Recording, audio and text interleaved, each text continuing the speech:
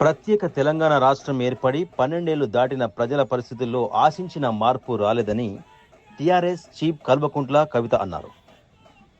సిరిసిల్లలో నిర్వహించిన TRS party జెండా పండుగ కార్యక్రమంలో ఆమె మాట్లాడుతూ, సిరిసిల్ల జిల్లాకు కాళేశ్వరం జలాలు తీసుకురావడంలో ఎమ్మెల్యే కేటీఆర్ విఫలమయ్యారని, సెస్ విలీనంపై ఒక్క మాట కూడా మాట్లాడలేదని, ప్రభుత్వ ఆసుపత్రిలో ఇప్పటికీ సరైన సౌకర్యాలు లేవని, రాష్ట్రంలో ఇందిరమ్మ ఇళ్ల పంపిణీ పారదర్శకంగా జరగడం లేదని, కాంగ్రెస్ నాయకులకే ఎక్కువగా ఇండ్లు కేటాయిస్తున్నారని ఆరోపించారు. అనంతరం దాదాపు 200 మందికి టీఆర్ఎస్ చీఫ్ కల్వకుంట్ల కవిత కండువ కప్పి టీఆర్ఎస్ పార్టీలోకి ఆహ్వానించారు.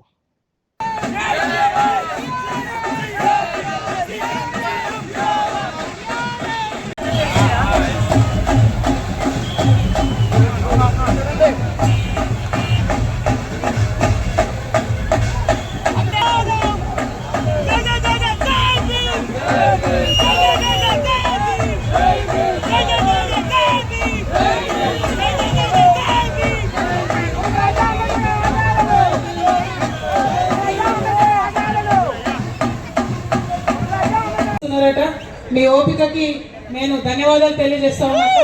అట్లానే మా ప్రెస్ మిత్రులందరికీ వారికి కూడా హృదయపూర్వకంగా ధన్యవాదాలు తెలియజేస్తా ఉన్నాను. మరి ఇవాళ తెలంగాణ వ్యాప్తంగా కూడా తెలంగాణ రక్షణ సేన అనేటటువంటి కొత్త పార్టీని ఏర్పాటు చేసుకొని మొత్తం తెలంగాణ వ్యాప్తంగా జెండా పండుగ కార్యక్రమాలు చేసుకుంటా ఉన్నాం. ప్రతి నియోజకవర్గంలో, ప్రతి మండలంలో, ప్రతి గ్రామంలో జెండా పండుగ కార్యక్రమాన్ని ఏర్పాటు చేసుకుంటా ఉన్నాం. మరి జెండా పండుగను సిరిసిల్లాలో ఇంత అద్భుతంగా నిర్వహించినటువంటి మొత్తం టీఆర్ఎస్ నాయకులందరినీ కూడా మనస్ఫూర్తిగా నేను అభినందనలు తెలియజేస్తా ఉన్నాను. జై తెలంగాణ, జై టీఆర్ఎస్. మరి మా అక్క చెల్లెలు అనుకోవచ్చు, రాష్ట్రంలో ఆల్రెడీ కాంగ్రెస్ ఉన్నది, బీజేపీ ఉన్నది, టీఆర్ఎస్ ఉన్నది, ఇంకొక పార్టీ కొత్త పార్టీ వచ్చింది. మరి కొత్త పార్టీ సంగతి ఏంటి, ఎందుకోసం ఈ కొత్త పార్టీ పెట్టిరని మన వాళ్ళందరూ కూడా అక్క చెల్లెలు ఆలోచించుకుంటూ ఉంటారు. అక్క చెల్లెలందరినీ నేను మిమ్మల్ని కోరేది ఒకటే, అక్క తెలంగాణ కోసం కొట్లాడినాం, పిడికిలు బిగించినాం, పేగులు దిగేదాకా కొట్లాడినాం. 1200 మంది పోరాళ్ళు మనోళ్ళు బలైపోతే తెలంగాణ వచ్చింది. ఒక్క మాట మా అక్క చెల్లెలు ఇక్కడ ఉన్నోళ్ళు గుండెల మీద చేసుకొని చెప్పాలి, తెలంగాణ వచ్చింది కరెక్టే.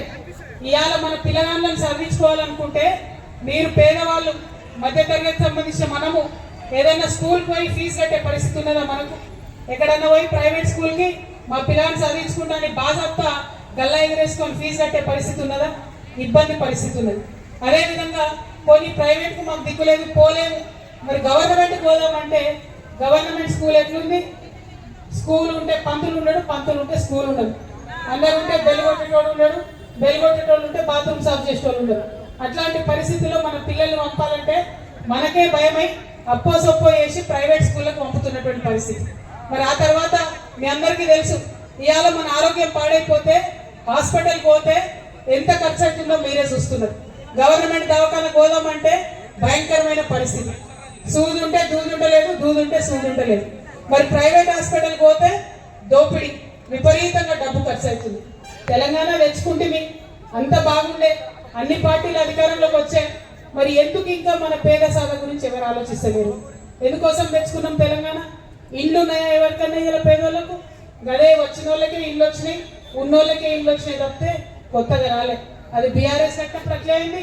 ఇప్పుడు కాంగ్రెస్ ఇంద్రమ్మ ఇల్లు అంటే కూడా వాళ్ళ ఇంట్లో తిరిగేటోళ్ళకే ఇల్లు ఇచ్చింది తప్పితే నిజంగా పేదోళ్లకు ఊర్లో వెతికి ఎక్కడన్నా ఇల్లు ఇచ్చిందా ఒకసారి ఆలోచించాలి.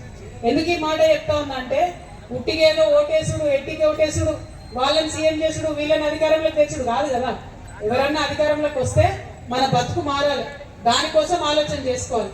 ఎట్లా మారుతుంది మన బతుకు అనే విషయం ఆలోచన చేసుకోవాలి. నేను మహిళగా, ఒక ఆడబిడ్డగా మా ఆడవాళ్ళ కష్టమేందో తెలిసిన నేను వస్తుంటే తోవంట మా సిరిసిల్ల ఆడబిడ్డలు చెప్తున్నారు నాకు, అక్క వేరే మొగోళ్ళు వస్తే మేము మాట్లాడడం, కానీ నువ్వు వచ్చినావు, మిమ్మల్ని అడుగుతున్నాం, సతతాన్ని అడుగుతున్నాం, అక్క మాకు ఇల్లు లేదు, పేద పరిస్థితి ఉన్నది, ఏం చేస్తావు చెప్పు మాకు అని తోవంట వస్తుంటల్లా ఆడపిల్లలు వచ్చి అడుగుతా ఉన్నారు, ఆడబిడ్డలు వచ్చి అడుగుతా ఉన్నారు. సంతోషం అనిపించింది నాకు. ఎందుకంటే మా ఆడవాళ్ళకి ఇన్ని రోజులకి మాకు ఒక హక్కు ఉన్నది, అడగొచ్చు, మాకు ఒక పార్టీ ఉన్నది, మా పార్టీ, మా ఆడబిడ్డ పార్టీ అని మీరు సత్తా వచ్చి నన్ను అడుగుతా ఉన్నారు. అదే వేరే వాళ్ళు వస్తే, మగవాళ్ళు వస్తే, ఎమ్మెల్యేలు వచ్చినా, ఎంపీలు వచ్చినా పోలేస్తారా? మీరు పోయి మాట్లాడగలుగుతారా? అడిగే పరిస్థితి ఉంటుందా? నూపితే ఎక్కడో పోయి పడతారు ఆడవాళ్ళు. నేనేమో ఆడవాళ్ళు ఎక్కడున్నా దగ్గర తీసుకొని మాట్లాడుతూ ఉంటాను. ఎందుకంటే నిజమైన కష్టం నాకు తెలుసు. ఇవాళ సంపాదించినా సంపాదించకపోయినా ఇంట్లో ఉండి కష్టపడేది, ఇంట్లో ఉండి ఇబ్బంది పడేది ఆడవాళ్ళు. మగవాళ్ళు తాగిపోయినా కూడా పిల్లల్ని స్కూల్కి పంపించేది మనం. మరి అటువంటి సందర్భంలో ఇవాళ మనకు ఒక పార్టీ ఉండాల్సిందే, మన గురించి ఆలోచించే పార్టీ ఉండాలి.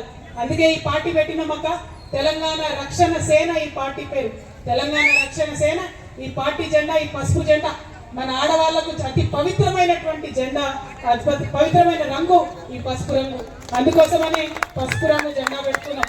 మరి ఈ పసుపు రంగులో ఇగో తెలంగాణ అంతా కూడా నీలం రంగులో ఉంటుంది. నీలం రంగు అంటే ఏంటంటే కష్టపడేటోళ్ళది, పేద సాధలది, మధ్యతరగతి వాళ్ళది, పేద వాళ్ళది, శ్రామికులది, బీడీ కార్మికులది. ఈ రంగు బ్లూ కలర్ అంటే ఎస్సీ ఎస్టీలది, ముస్లిమ్స్, బీసీలది. మరి అందుకోసం ఈ తెలంగాణ రంగు అట్లా పెట్టుకున్నాం. ఇక మీకు తెలిసి ఈ పసుపచ్చ అంటే మా రైతన్నల రంగు, మా పర్యావరణం రంగు, మన అడవుల రంగు. అందుకోసం మనం ఈ జెండా ఇట్లా పెట్టుకున్నాం. ఎందుకంటే ఏది పెట్టినా ఉట్టిగా పెట్టొద్దు. మనం ఆడవాళ్ళని ఏ పని కూడా ఉట్టిగా చేయం. మీకు తెలుసు, బాగా ఇబ్బంది అయితేనో, బాగా ఆవేదన కలిగితేనో ఆలోచించిన తర్వాత ఒక నిర్ణయం తీసుకుంటాం. నిర్ణయం తీసుకున్నామంటే వెనక్కి రాము. ఇలా నేను ఒకటే పంతం పట్టుకొని బయటకు వచ్చినాక, మా రాష్ట్రంలో, మన తెలంగాణ రాష్ట్రంలో ఏ ఒక్క పేదవారికి కూడా చదువు అనేటటువంటి దానికి ఒక్క రూపాయి కూడా ఖర్చు కావద్దు. ఎందుకంటే ప్రైవేట్ స్కూల్కి పోయినా మా ఆడవాళ్ళు ధైర్యంగా పోయి పిల్లల్ని చేర్పించుకునే పరిస్థితి ఉండాలి. రెండవది, హాస్పిటల్కి పోతే ఏ ఒక్కరికి కూడా ఒక్క రూపాయి కూడా మీ జేబులోకి వెళ్ళి ఖర్చు కావద్దు. ప్రైవేట్ హాస్పిటల్లో ఎంత పెద్ద వైద్యమైనా కూడా చేసుకునే పరిస్థితి ఉండాలి. అందుకే ఆలోచన చేసి 5 పథకాలు పెట్టుకున్నాం. ఉచితంగా విద్య, ఉచితంగా వైద్యం. ఇక నెక్స్ట్ మనకేం రంది ఉంటుంది అక్క, మన ఆడవాళ్ళకి మా పిల్లల్ని చదివించినాం, ఇంటర్మీడియట్ చేయించినాం, డిగ్రీ చేయించినాం. ఉద్యోగాలు ఎక్కడున్నాయి? పడ్డాయా? వచ్చినాయా ఉద్యోగాలు? బీఆర్ఎస్ ఉన్న 10 ఏళ్లలో ఒక నోటిఫికేషన్ రాలే గ్రూప్ 1కి. అదేవిధంగా కాంగ్రెస్ ఉన్నటువంటి ఇన్ని రోజులలో సంవత్సరానికి 2 లక్షల జాబ్లు వేస్తామంటే ఎక్కడ కూడా జాబ్లు వేసిన పరిస్థితి లేదు. అందుకే నేను ఒక ఆలోచన చేసిన, ఇవాళ ఎట్లయితే ఊర్లలో మన ఆడబిడ్డలకు సెల్ఫ్ హెల్ప్ గ్రూప్స్ ఉన్నాయో, అట్లా యువతి యువకులకు, చదువుకున్న ఆడపిల్లలకు, మగపిల్లలకు మంచిగా గ్రూప్స్ పెడతాం. పెట్టి వాళ్లకు 2 లక్షల నుంచి 20 కోట్ల దాకా వాళ్ళు ఏం బిజినెస్ చేసుకుంటామన్నా, ఏం చేస్తామన్నా వాళ్ళ చేతిలో 2 రూపాయలు రావాలి. అట్లా వస్తేనే వాళ్ళ గౌరవం ఉంటుంది. ఇది కూడా నేను ఉట్టిగా పెట్టలేక నేను మాట్లాడుతూ ఆలోచన చేస్తా. బాగా మగపిల్లలు, ఆడపిల్లలు, చదువుకున్న పిల్లలతో మాట్లాడినా వాళ్ళు ఒకటే మాట చెప్పారు, అక్క మాకు 18 ఏళ్ళు వచ్చినాయి, 20 ఏళ్ళు వచ్చినాయి, 25 ఏళ్ళు వచ్చినాయి, ఉద్యోగం వస్తలేదు, చదువుకున్నా, ఇంట్లో పైసలు తీసుకోవాలంటే బాధ అవుతుంది.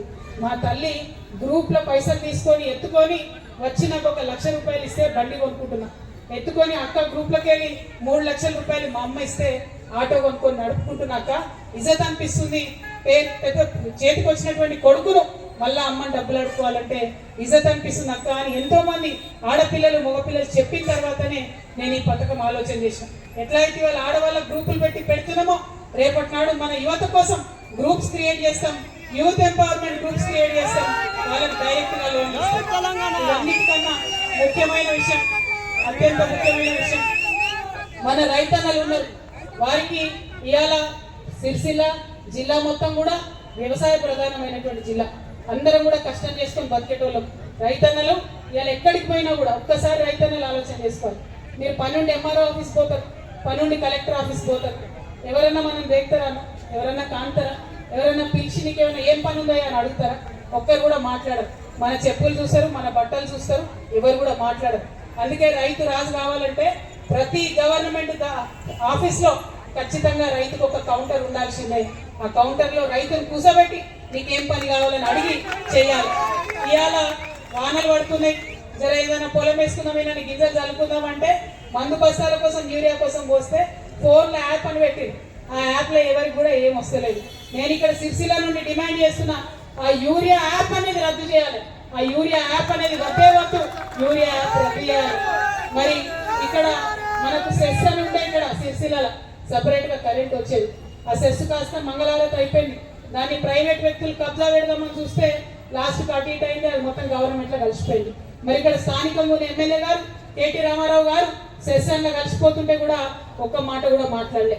మరి మొన్న ఈ కాంగ్రెస్ ప్రభుత్వం రైతుల మీద కుట్రతోని సపరేట్ గా రైతులకు డిస్కౌంట్ పెడతామని అంటే రైతుల కరెంటు నిండా ఎత్తగొట్టే ప్రయత్నం చేస్తే కూడా మీ సిరిసిల్ల ఎమ్మెల్యే రామారావు గారు ఒక్క మాట కూడా రైతు డిస్కౌంట్ గురించి మాట్లాడలేదు. అంటే రైతు డిస్కౌంట్ కావాలన్నా వద్దనా ఏందన్నది కూడా ఒక్క మాట ఇక్కడ ఉన్న ఎమ్మెల్యే గారు చెప్పాలి.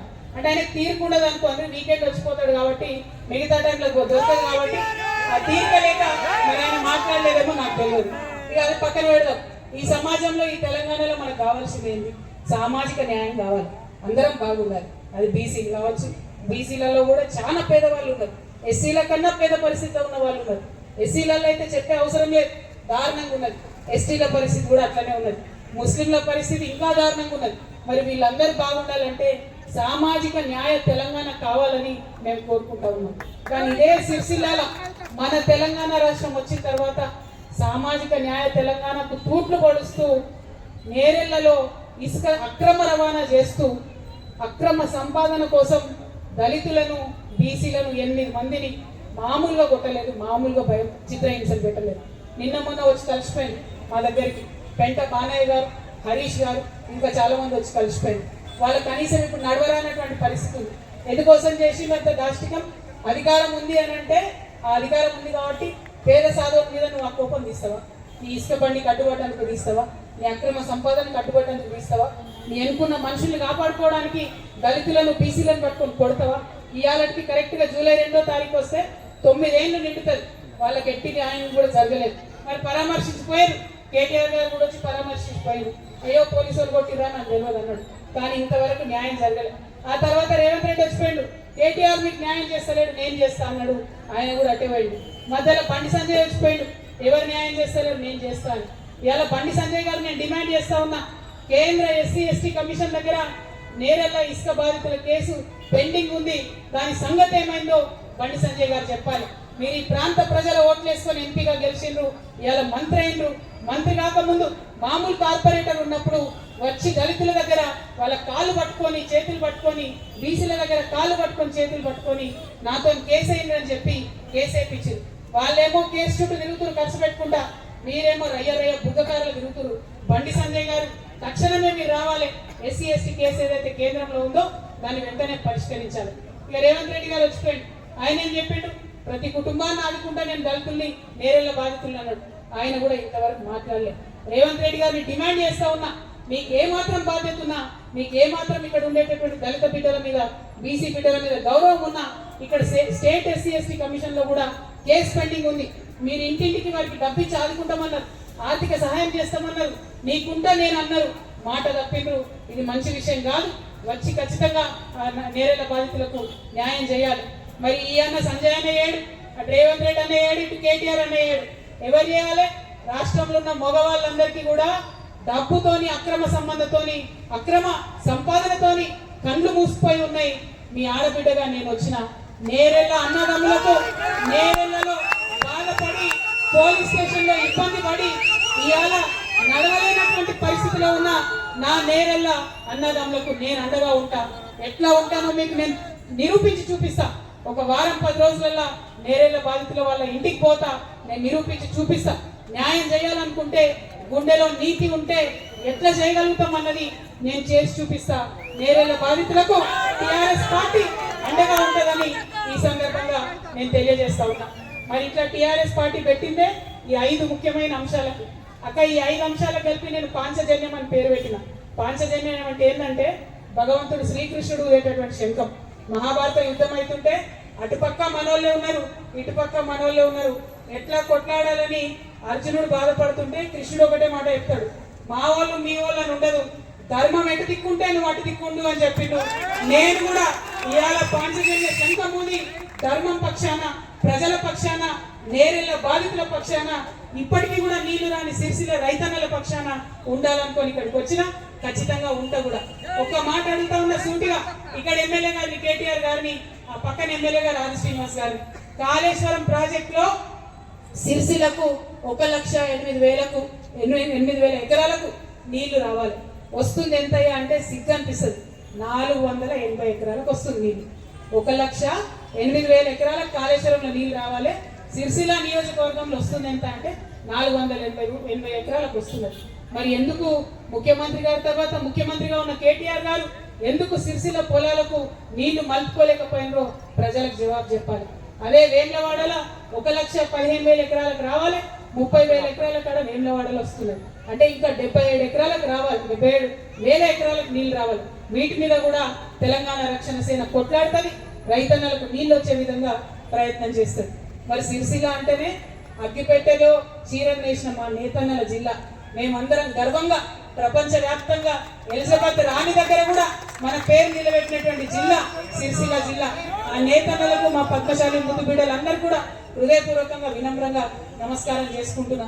మరి అప్పుడు కేటీఆర్ గారు నేను ప్రతి సోమవారం చేనేత వేసుకుంటా, ప్రతి మంగళవారం చేనేత వేసుకుంటా అని చెప్పి సాంచలు కట్టిస్తా అన్నాడు. వచ్చే ప్రయత్నం చేసి కొంతవరకు జరిగింది.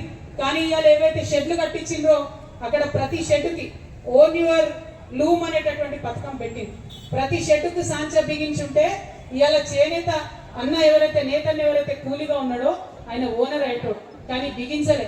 దాంతో ఏమైంది, ఇవాళ మొత్తం వడ్ల బస్తాలన్నీ కూడా ఆ షెడ్లలో దాస్తున్నటువంటి పరిస్థితి. మళ్ళా చేనేతలు ఎవరైతే ఉన్నారో వాళ్ళు ఏదో కంపెనీల దగ్గర వేసుకున్నారు తప్పితే వాళ్ళకైతే ఓనర్షిప్ రాలేదు, వాళ్ళకైతే ఇంకా ఆదాయం వస్తలేదు.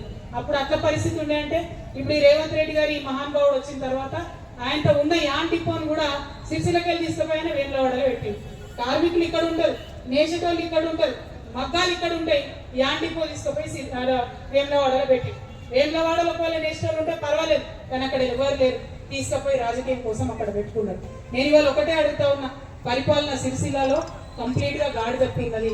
రోడ్ల నుంచి మొదలు పెడితే, నీళ్ళ నుంచి మొదలు పెడితే, కరెంటు నుంచి మొదలు పెడితే, ఎరువుల నుంచి మొదలు పెడితే అన్నిటికన్నా ఎక్కువ మా ఆడబిడ్డలకు రావాల్సిన 25,000 నెలకు కావచ్చు. మరి మా అక్కలు బాగా చూస్తారు, బంగారం తలతల మెరుస్తుంది. ఇచ్చిందా మరి రేవంత్ రెడ్డి మీకు తులం బంగారం ఇచ్చిందా? కళ్యాణ లక్ష్మి 2,500 ఇచ్చిందా? గట్టి చెప్పాలి, ఇచ్చిందా? వేయలే కదా. పెన్షన్ పెంచిందా ముసలమ్మలకి? భర్త చనిపోయిన పెన్షన్ ఇస్తున్నాడా? ఒంటరి మహిళలకు ఇస్తున్నాడా? వికలాంగులకు పెంచిందా పెన్షన్? చదువుకున్న విద్యార్థులకు 1,00,000 రూపాయలు వస్తున్నాయా? 2 లక్షల ఉద్యోగాలు వచ్చినాయా? రాలేవా? మరి ఏం చేద్దాం? మీరు రేవంత్ రెడ్డి యుద్ధం చేసిరేనా? సిద్ధంగా ఉన్నారా అందరూ? పక్కానా? నాకు మా అన్నల మీద నమ్మకం లేదు. మా ఆడవాళ్ళు చెప్పాలి, 2,500 నెలకు ఇవ్వాలి అని అంటే మనం తయారున్నారా? సిరిసిల్ల వాళ్ళు ఇక్కడ మీటింగ్ పెడదామా? ఓన్లీ లేడీస్ 2,500 మాకు ఇవ్వాలని, ఆడపిల్లలు స్టూడెంట్స్ మా స్కూటీలు మాకు కావాలని మీటింగ్ పెడదామా? పక్కా ముచ్చట్నా? నెక్స్ట్ టైం ఓకేనా? Thank you. జై తెలంగాణ. ఒక పక్క రేవంత్ రెడ్డి మీద యుద్ధం చేయాలి, ఇంకో పక్క మీ ఎమ్మెల్యే గారు ఉన్నారు, వీకెండ్ ఎమ్మెల్యే గారు, ఆయనను రేవంత్ రెడ్డి మీద యుద్ధం చేయడానికి కూడా మీరే సిద్ధం చేయాలి. ఎందుకంటే ఆయన బంద్ పెట్టిండు యుద్ధం చేసుడు. పవన్ కళ్యాణ్ అనేట ఆయన వచ్చి మాట్లాడితే కూడా ఇవాళ బీఆర్ఎస్ పార్టీ వాళ్ళు కనీసం ఎదురు తిరిగి మాట్లాడే పరిస్థితి లేదు.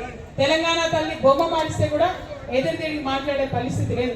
తెలంగాణ ప్రజలతో పేగుబంధం నేర్పుకున్నారు బీఆర్ఎస్ నాయకులు. అందుకే టీఆర్ఎస్ వచ్చింది, తెలంగాణ ఇంటి పార్టీ వచ్చింది, మీ ఆడబిడ్డ పార్టీ వచ్చింది.